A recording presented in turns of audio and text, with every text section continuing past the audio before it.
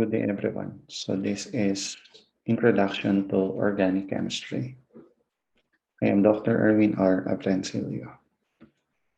For our learning outcomes for this video, we have the following. First is describe the properties of a carbon atom. Second, explain the chemical bonding among organic compounds. And then this will be our lesson outline. First will be the discussion about the introduction about organic chemistry. Second, properties of the carbon atom. And then the last one is the discussion about functional groups. So the last part of the lesson outline is just a glimpse of what functional groups are, since in the whole discussion of organic chemistry as a whole topic, we will be discussing each of the functional group. So let us now move on to the introduction. So what is organic chem or organic chemistry? So it is the study of compounds that contain carbon. So of course, except the likes of carbon dioxide and carbon monoxide. So organic compounds are more complex than that. So it involves hydrogen, and oxygen, most likely. But when we speak of um, organic compounds, we're talking about carbon-containing compounds. So organic compounds range from simple molecules to complex ones. So there are simple molecules such as methane, CH4, or as complex as aminobutane or amino acid, or let's say as complicated as aldehydes or a ketone. So I am sure that you might not be familiar with those words that I'm saying. Those are examples of complicated organic compounds. And as we discuss each of them, no, you will be able to learn the name of these organic compounds, the properties of these organic compounds. Most organic compounds contain hydrogen atoms in addition to carbon atoms. So this is the one that I told you a while ago. No, it is not only the carbon atom, but in the structure of an organic compounds, there are also other atoms there. And most of the time, it is bonded with hydrogen. So it is carbon and hydrogen. And of course, aside from that, there are also other atoms that compose the organic compounds. So organic compounds are compounds that contain carbon, so as I've said a while ago. And many organic compounds have similar properties in terms of melting and boiling points, odor, electrical conductivity, and solubility. Now, many of these organic compounds, like for example gases, are gases at room temperature, and they have a strong odor, and many of them do not dissolve in water. So um, the first one, many gases are at room temperature. It has something to do with melting and boiling points. So they also have strong odor, no? And then many do not dissolve in water. So it has something to do with solubility. Um, just to give you an idea, no, organic compounds are more soluble in chemicals, in other chemicals, most likely are like that of the same structure as them, like same as still organic compounds. Organic compounds can be dissolved also in non-organic compounds, but they cannot be dissolved in water, most of them. So, living organisms consist mostly of carbon-based compounds. You might notice, no, between inorganic and organic chem. So, in organic chemistry, you have studied there all elements, no. So, for each family, the valences of this family, how they react with each other. But there's only one element that can be separated, and that is another branch of chemistry, which is carbon. So just imagine, why carbon? So what is unique with carbon?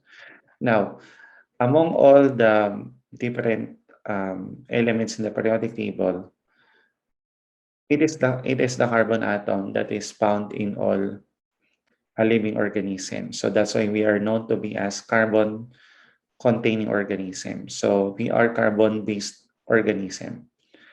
So that is also the reason why fossils of dinosaurs are measured. No, the age of the fossils of the dinosaurs are measured based on the half-life of the carbon 14. No, so because dinosaurs, no, they are also living organisms that live long, long, long time ago, and they are also carbon. They are made also of carbon.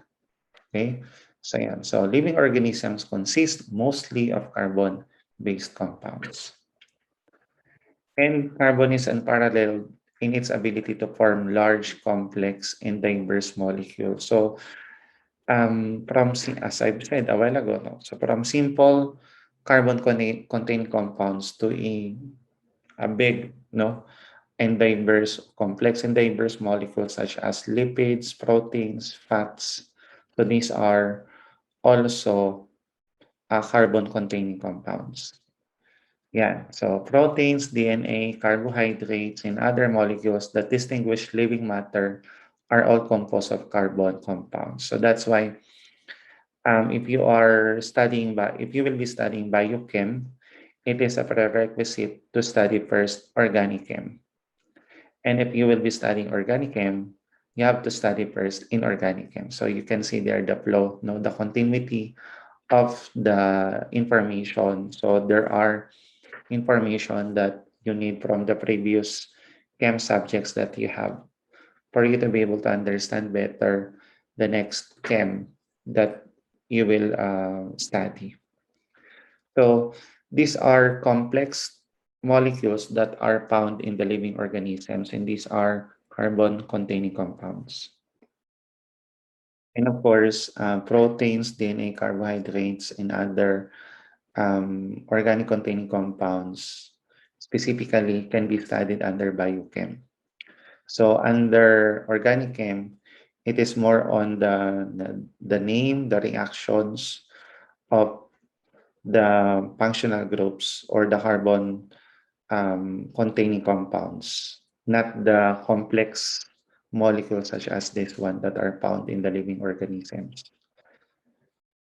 Um, we have these two words, vitalism and mechanism. So what is vitalism?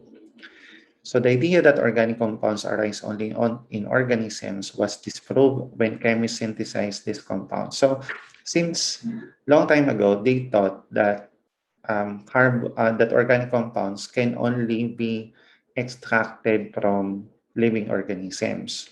So there is that idea of what we call as vitalism. Though this was disproved by scientists who conducted experiment just to prove that organic compounds can also be taken or can also be made in a laboratory. So that is the mechanism, is the view that all natural phenomena are governed by physical and chemical laws. Okay? So what is the connection to that? So it has something to do with the organic molecules and the origin of life on Earth. If you are going to follow the pattern of evolution, no, so we can see that from the formation of the universe, there's the formation of the solar system. And then in the formation of the solar system, there is the formation of living organism. Now you might ask, where what kind of organism is the first organism? So, what happened before? So, as I said here, organic molecules and the origin of life on Earth. So, in this particular slide, no, you can see there na uh, from from the living organism, which is made of carbon-containing compounds, there should be first formation of the organic molecules because for the compounds to be made, for the complex carbon containing compounds can be made, there should be organic molecules first. So we have here Stanley Miller's class experiment demonstrated the abiotic synthesis of organic compounds. So when we speak of abiotic synthesis, um, a while ago, I've told you about vitalism, right? Wherein they thought that carbon-containing compounds can only be made from living organisms. Now, we have here Stanley Miller, who conducted an experiment wherein he was able to extract organic compounds from the synthesis of a non-living organism or non-living matter. So experiments support the idea that abiotic synthesis of organic compounds, perhaps near volcanoes, could have been a stage in the origin of life. So this one, the idea here is that from before the first organism, let's say the bacteria, no? So before the existence of the first bacteria on Earth, there should be the formation first of organic molecules. And they thought that one of the best place, no, or best location wherein there could be a formation of organic compounds are those that are found near the volcanoes. Okay, so this is the experiment conducted. No, so you have there the seawater or the water. So it came from the distillation of the sample chemical. Um, from there is this source of heat. Then there will be massive evaporation, so water vapor. So in the experiment also, there is that electrode, and then there is that atmosphere. So the atmosphere is made up of the mixture of gas, of methane, CH4, hydrogen gas, H2, and ammonia, NH3. And because of that, the water vapor enter there with the help of the electrode. There's also condenser. So the condenser allows the cooling of the water vapor. So that's why there is the cold water intake going to the left, arrow going to the left, and cold water um, going outside, arrow to the right.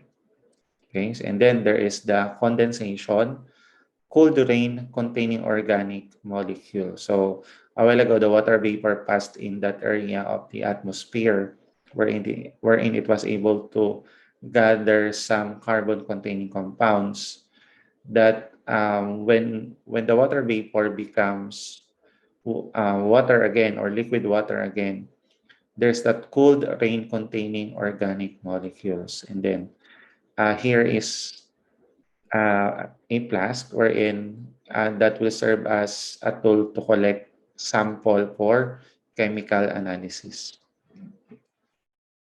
So carbon atoms can form diverse molecules by bonding to four other atoms. So one thing that I have to understand here is that carbon atom can be able to bond using its four valence electrons. So meaning to say that since carbon has four valence electrons, there is that possibility that it will bind to another four to form the molecule. So the key here is that the electronic configuration. So is the key to an atom's characteristic. So electron configuration determines the kinds and numbers of bonds an atom will form with other atoms. You have also to remember that carbon atoms can be able to make single, double, and triple bonds. So because of that, there's a possibility to bond only to two atoms as long as the four valence electrons can be satisfied by another four. So the formation of bonds with carbon. So with four valence electrons, carbon can form four covalent bonds with a variety of atoms. So you have to remember that carbon can make a covalent bond with different atoms of elements. So there is a possible of four. So it could be all, if it is all four, so four single bond. So, but however, there will be double bond. So there will only be two atoms of element that can be attached. So however, when two carbon atoms are joined by a double bond, the atoms joined to the carbons are in the same plane as the carbon. And as they also do that, they form tetrahedral shape. So these are examples of that. So you have there the name, let's say methane, and you have there the molecular formula. Molecular formula doesn't show any of the band, no, so it will not show you the whether it is single or double band. And then if it is a structural formula, so you can be able to see there the band. So that is a 2D model showing the band for the attached atom. So you have there carbon as the center of the compound, and then there are four attached hydrogen. And then on the right side of it is a ball and stick model. So this is a good tool in order for you to understand better the model of the organic compounds, wherein the black color represents carbon and the white color represents hydrogen. And of course, there are other colors um, like blue, red, and so on. Now, I have their ethane. Molecular formula is C2H6, and you have there the structural formula. And then you have there the ball and stick model. If you'll notice, they were able to form a shape, no? Methane and ethane. And you have here also ethene or ethylene with a molecular formula of C2H4. So this one shows double bond. So that's why there are only two attached hydrogen atoms on the carbon. And that is also normal because, again, as long as you can be able to satisfy the four valence electrons of carbon, then the structure is correct. In this case, carbon attach itself to two hydrogen atoms and the other two valence electrons attach itself to another carbon. So that's why the molecular formula is C2H4. And of course, on the right side, no, is the space filling model. So the electron configuration of carbon gives its covalent compatibility with many different elements. So the valences of carbon in its most frequent partners like hydrogen, oxygen, and nitrogen are the building code that governs the architecture of living molecules. And of course, if you are going to analyze the living molecules, no, our own molecules, like our carbohydrates, our lipids, our fats, our proteins, so they are made up of the combination of chons, carbon, hydrogen, oxygen, nitrogen, and sulfur. So these are the valences, no, the valence electrons of the given elements that are most likely always partner with that of the carbon. So you have there on the left side is hydrogen with one valence electrons, oxygen with two valence electrons, nitrogen with three valence electrons, and carbon with four valence electrons. So in here, you can see here that the valence electrons are the ones in charge in the bonding with another atom to form a compound. So, for example, oxygen has um, valence of an has a valence of 2.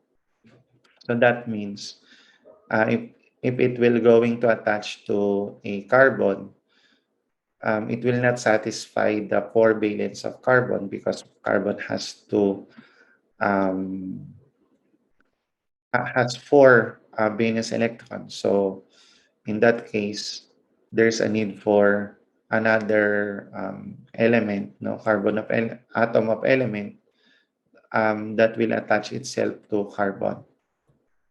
So carbon atoms can partner with atoms other than hydrogen. For example, carbon dioxide, though carbon dioxide is not considered and in the organic chem.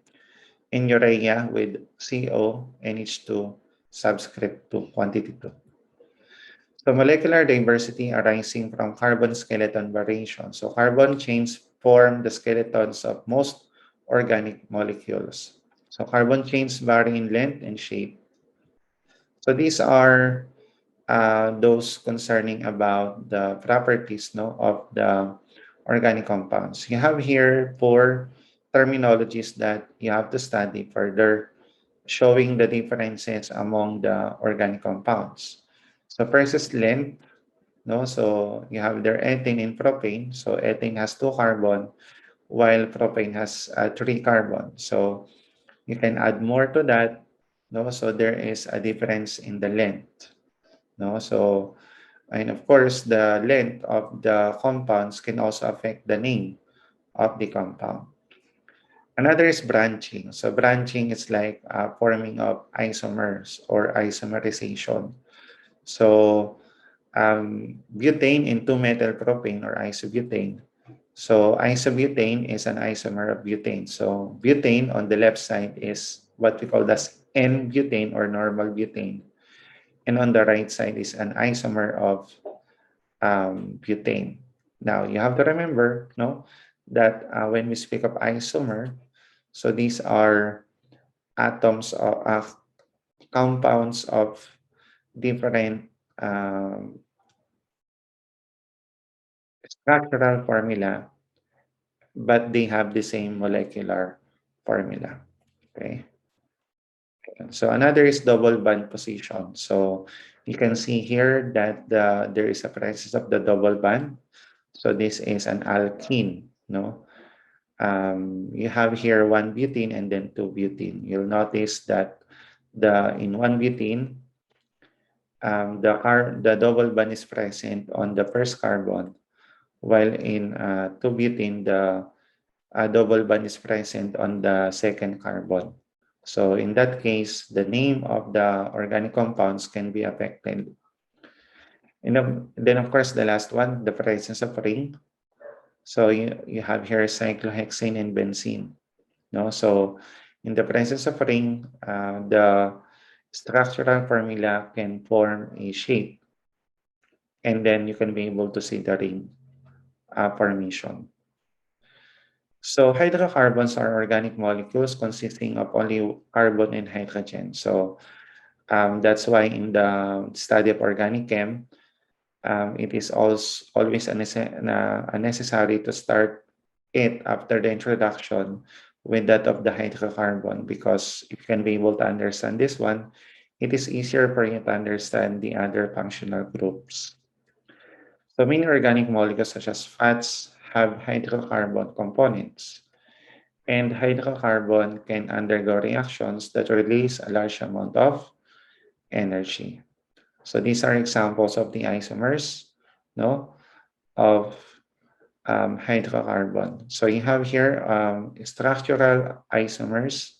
You'll notice that there is a difference in the structural formula of the compounds. No? So the one on the left is a normal pentane, and in the right side is it is known as 2-methyl butane. But still, when you get the molecular formula of the two, they have the same molecular formula. Now, another one concerning naman in the isomer, is the cis and trans isomers. Okay, so you have here the example. So it is known as cis isomer. The two no, the two attached represented by X are on the same side. Let's say, for example, that is an OH. No, so OH on the left side upper, OH on the right side upper portion. So making it a cis isomer. So the two X's are on the same side. Now, in case of a trans isomer, so the two X's are on the opposite side. It could be one is on top and one is at the bottom. And another is enantiomer. No, so in enantiomer, you have there the L isomer and the isomer. So by the way, if it is L isomer, no, it is known as it came from the Latin word labus, meaning left, and dexter for the isomer, meaning right. And then what now is the importance of enantiomers? So enantiomers are important in the pharmaceutical industry. No? So sa mga bilihan ng gamot, factory ng gamot. So two enantiomers of a drug may have different effects. So usually only one isomer is biologically active. And differing effects of enantiomer demonstrate that organisms are sensitive to even subtle variation in their molecules. So these are examples of medicine with different enantiomers. So we have there S enantiomer and R enantiomer. So S came from the Latin word sinister, meaning left, and R also came from the Latin word rectus, meaning right. So you have there ibuprofen for pain and as well as in inflammation. And then you have their S-ibuprofen for effective enantiomer, and R is not effective. And then albuterol for asthma, you have there for effective enantiomer R, albuterol, and for ineffective enantiomer, it is S-albuterol. So there are a few chemical groups that will serve as the key to the functioning of biological molecules. So distinctive properties of organic molecules depend on the carbon skeleton and on the molecular components attached to it. A number of characteristic groups can replace the hydrogens attached to skeletons of organic molecules. Now, let us talk about functional groups. So functional groups are the component of organic molecules that are most commonly involved in chemical reactions. And the number and arrangement of functional groups give each molecule its unique properties. Now, these are examples of compounds in our body containing the functional group. Okay, so on the next slide, we are going to I will going to give you an overview about the functional group. We have here estradiol and testosterone, so which are both uh, can be found in the body of an organism. So there are 7 functional groups that are most important in the chemistry of life. First is hydroxyl group, carbonyl, carboxyl, amino, sulfhydryl, phosphate, and methyl. These are the chemical group, structure, name of compound, example, and functional properties. Of course, I will not teach you yet on how to name the compounds because there's a separate discussion for each functional group. No, so you have here hydroxyl group. So in hydroxyl group, for you to be able to identify that um, the attached molecule is OH. So that is hydroxyl group. And alcohols, example of this is an alcohol. No, so their specific names usually end in OL, like for example ethanol. For functional properties, hydroxyl group is polar as a result of the electrons spending more time near the electronegative oxygen atom and can form hydrogen bonds with water molecule. So helping dissolve organic compounds such as sugar. Another is carbonyl. So under carbonyl, we have two, no, ketones and aldehyde. So the general formula for carbonyl, for you to be able to remember it, is that there is carbon, no, the black one, and then you have their oxygen double banded, so with red color, no. So for carboxyl, on the other hand, look at that. Let's go back with carbonyl. You have their acetone, no. So in acetone, there is a double band. Wherein for propanol, there is also double band for carbon. Okay. So for carboxyl, as I've said, a good example of that is carboxylic acid or organic acid. I have here a sample, acetic acid. So you can see there that carbon on the right side, no, there's an attached oxygen atom with double band, and there is one band for carbon and one band for oxygen. So we have also here amino, no? So amine. Good example of that is glycine. Glycine is it is um, it's an amino acid, no? So another is by the way, the symbol for that is NH, no? You can see there the color of the ball is blue. Another is sulfhydryl. Good example of that is thiol. And the functional group there is SH. No, just like cysteine. Cysteine is also it is also an amino acid. And then you also have here phosphate. So example of that is organic phosphate, wherein there is P represented by light yellow, and then oxygen. So four oxygen bonded to it. And then we also have methyl. So methyl is very simple and you can easily identify that. No, so methyl, known as methylated compounds, just like here in cystidine, I have there an attached methyl. So an addition of a methyl group to DNA or to molecules bound to DNA affects the expression of the genes. So for the references, you may get the complete PowerPoint, no, in other additional information on this. And thank you so much for watching. See you again on the next video. Goodbye.